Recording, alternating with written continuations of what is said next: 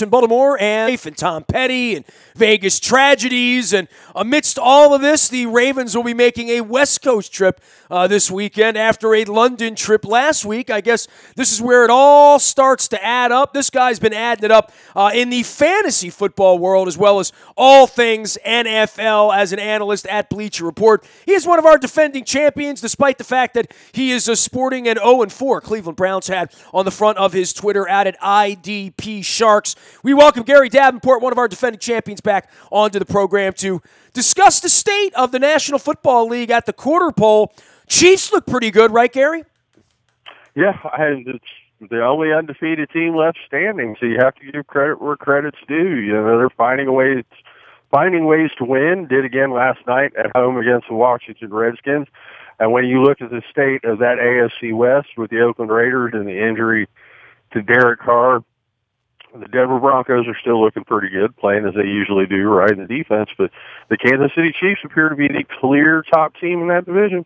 You know, as I sit here and watch the baseball playoffs unfold, Gary, and, I guess we all would have said, well, the Red Sox will be good, the Indians will be good, the Dodgers will be good, the Nationals are going to run away. We can predict all that in baseball, and I find baseball to be hard to predict. But then I get to the quarter pole of the football season, and you really don't, I guess in the offseason, look at the depth, look at injuries and where these injuries might come. I remember when the Ravens were undefeated, it was 2 weeks ago, and then Marshall Yanda and Brandon Williams and Brent Urban go down, and I don't know how many injuries any team can sustain. I mean, I think you look at what's happened to the Indianapolis Colts around their quarterback. Anytime your quarterback goes down, we had that happen here 2 years ago, you're going to struggle. But, there are some struggling teams out there like the New York Giants at 0-4 that I don't know anybody saw that coming any more than a 3-1 Bills team would be, or even the 3-1 Philadelphia Eagles that I don't know people would have predicted. No, absolutely. I don't know that we thought that the Giants' offensive line, I mean, we knew their offensive line wasn't great. We didn't really know that it would struggle as badly as it has, to the extent that the Giants would wind up a winless team 4 weeks into the year. Like you said, a 3-1 Buffalo Bills team, I don't think anyone saw that coming. I certainly don't think anyone thought that 4 games in we'd be looking at the Patriots as a 500 football team with a defense that has just been terrible. And the writing was sort of on the wall there a little bit with New England. They've lost some key defensive personnel the past few years by their own volition. I mean, most of these guys were traded. They shipped Jamie Collins away. They shipped Chandler Jones away. And, we all buy into the Patriot way and next man up. Then they lose Donta Hightower in that first week of the season, and they've just never seemingly recovered, and opponents are just moving the ball at will on New England, and we're seeing it week in and week out. I mean, the Carolina Panthers have looked terrible offensively most of this season.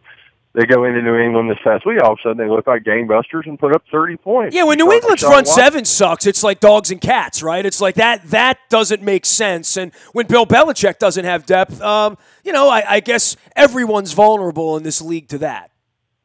Yeah, I think that's what we're seeing. It's 4 weeks into this season. There just isn't really a team, and I don't even know if you can say it about a 4-0 Kansas City Chiefs team. I just don't really see a team in the National Football League right now that I can point to with any kind of confidence and say, okay, that team is going to be playing at US Bank Stadium first weekend of February in Super Bowl 52. I just don't see it.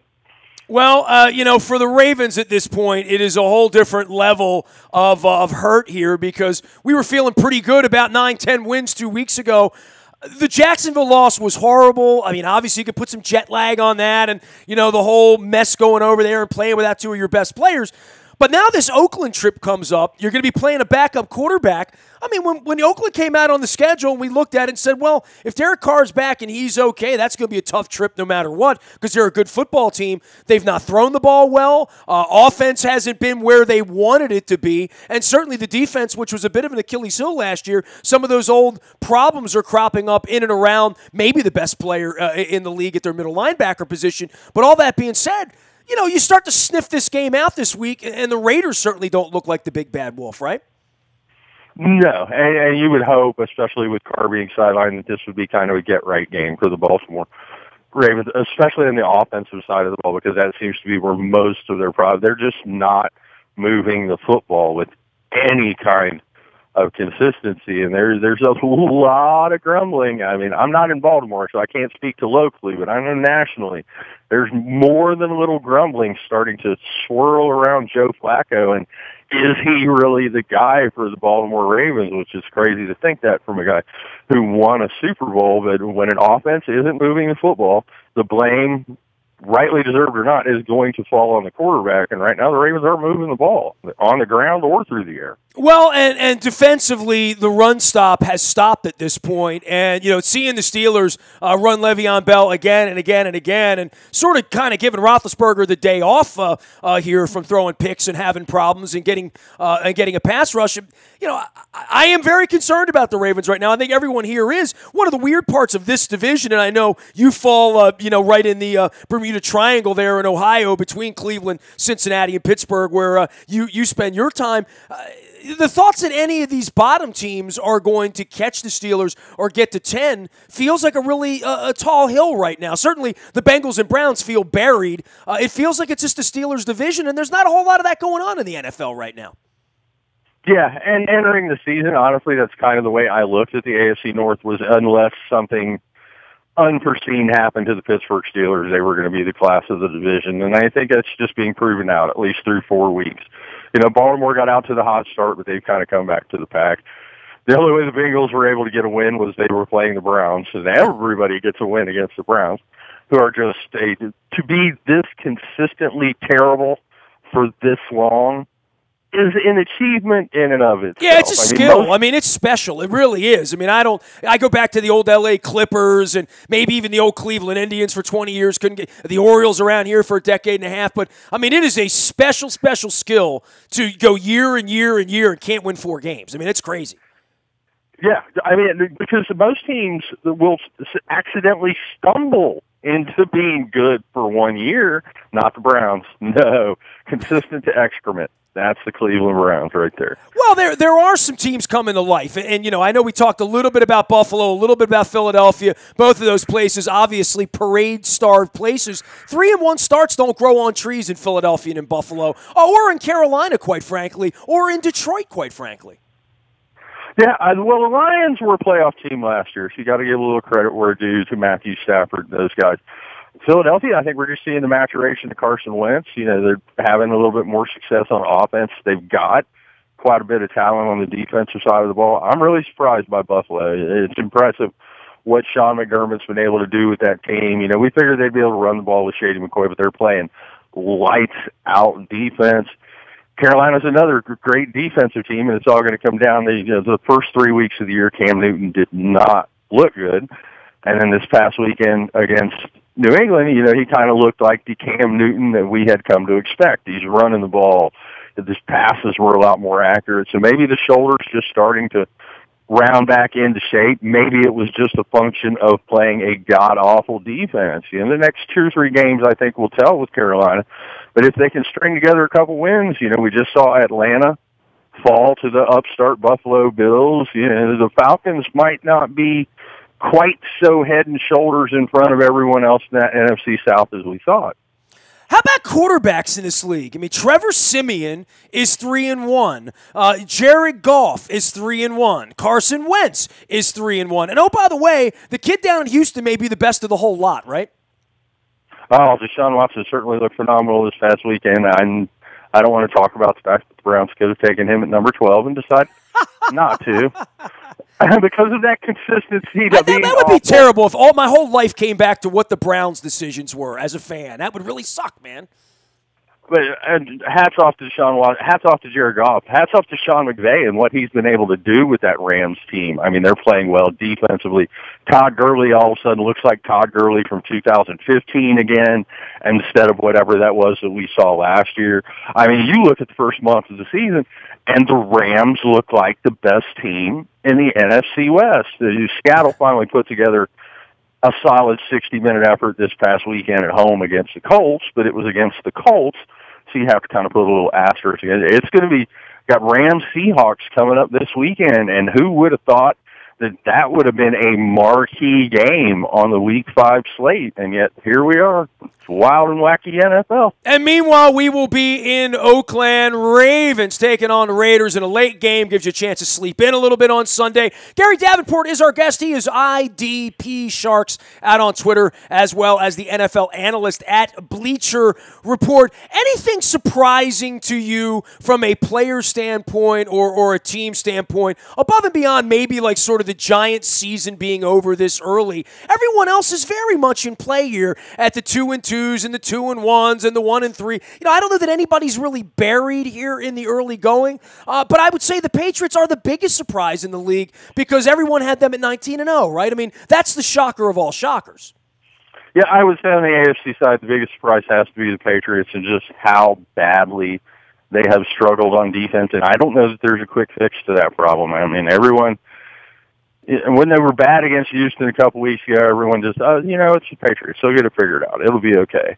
Then they come out and they're equal. And they've been that bad every week so far this season. I just don't know that there's some magic panacea that they can just move a couple guys around and all of a sudden that defense is going to go from being the worst defense in the National Football League to even an average defense. I think it's a problem they're going to have most of the season, and 9 times out of 10, you're not going to win the Super Bowl with a bad defense.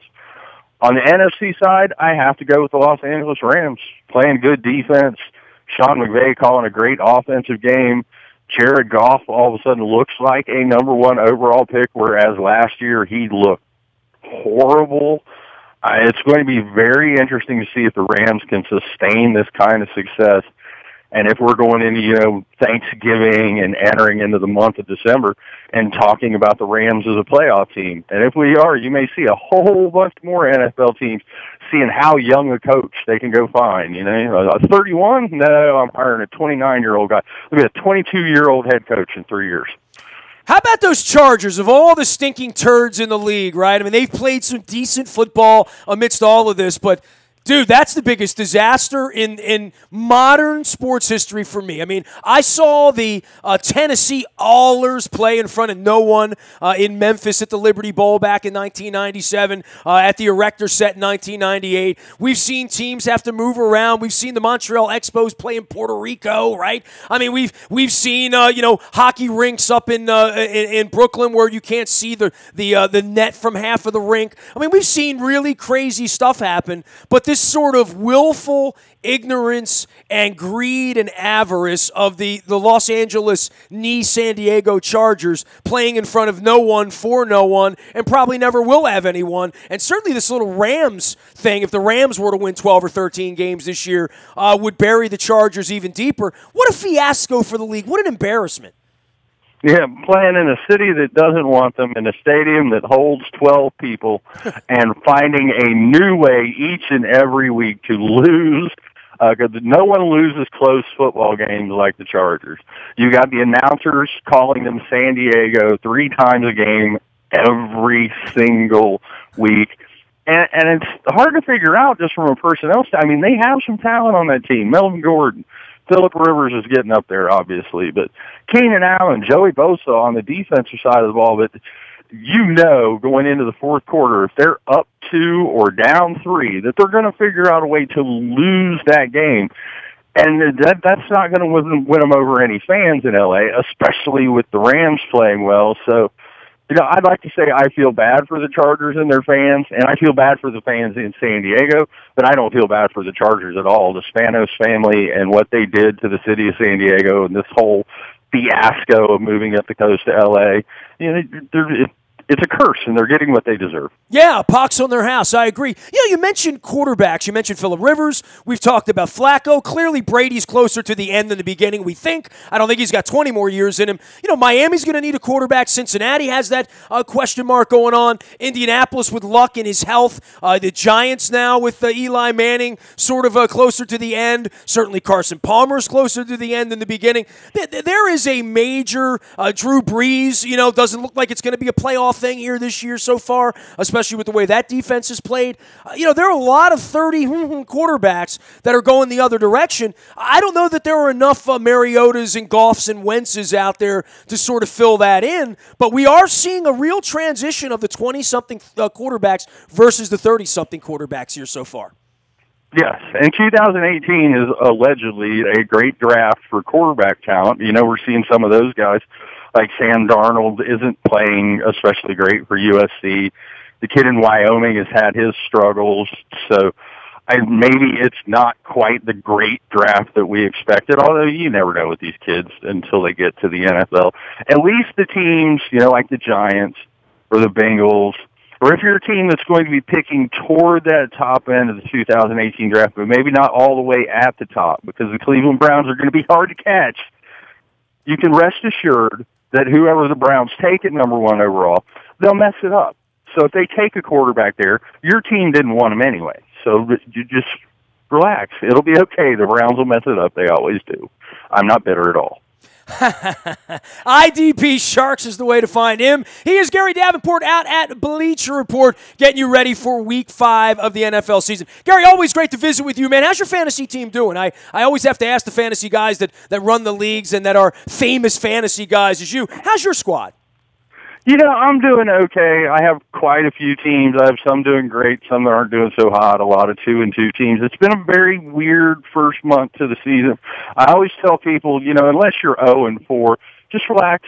A lot of times things will even out. Don't make any panic trades or start adding and dropping all kinds of players. Panic decisions are the ones you live to regret as the season wears on. Hey, man, take care of yourself out there. Rest up. We got a lot more football, a lot of baseball this weekend, and they're even dropping the puck for my hockey caps this weekend. So even the Terps got a win last week in the Big Ten. So they're coming out there to, oh, how I hate Ohio State. That's not going to go well for the Terps this weekend, is it, Gare? Yeah, I'm not looking past Maryland. After what they went and did to Texas first week of the year, they can play some defense. Ohio State's offense has been known to struggle. But yeah, the Buckeyes are pretty tough beat in the shoe. All right, well, we'll come out there 100,000 strong and see what we can come up with over the weekend. Gary, great having you on. Be well. Yep.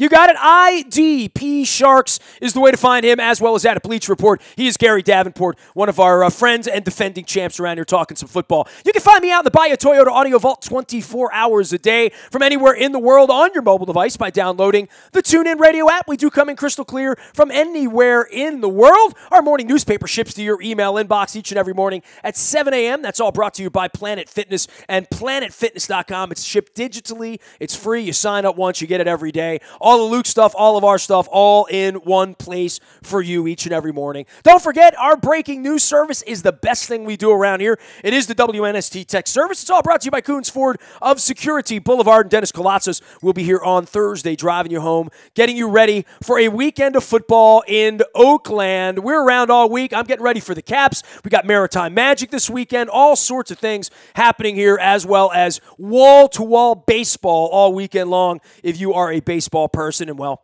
my name's Aparicio, so baseball's in my blood. We are WNST.net, AM 1570, and WNST Towson, Baltimore, and we never stop talking Baltimore sports.